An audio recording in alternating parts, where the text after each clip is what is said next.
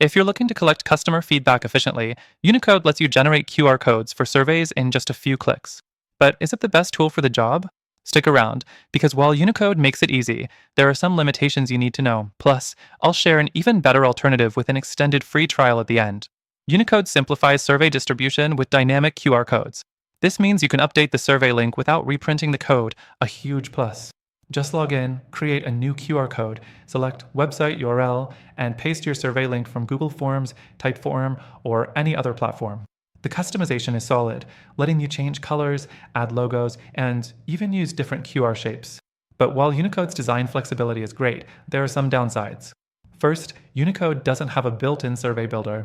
You still need an external tool like Google Forms, which means extra steps and potential integration issues. Some other QR code tools, like Beacon's Hack, offer native survey creation, making the process smoother. Second, while Unicode's analytics show scan counts, location, and device types, it lacks deeper insights. If you want response tracking directly within the platform, you'll need a third-party tool. Platforms like Bitly or QR Tiger sometimes offer more advanced tracking options. Third, pricing. Unicode's plans work well for businesses needing high-volume QR codes, but for smaller use cases, it might be overkill. If you only meet occasional customer surveys, there are cheaper alternatives that offer similar features without the subscription commitment. So, should you use Unicode for QR code surveys?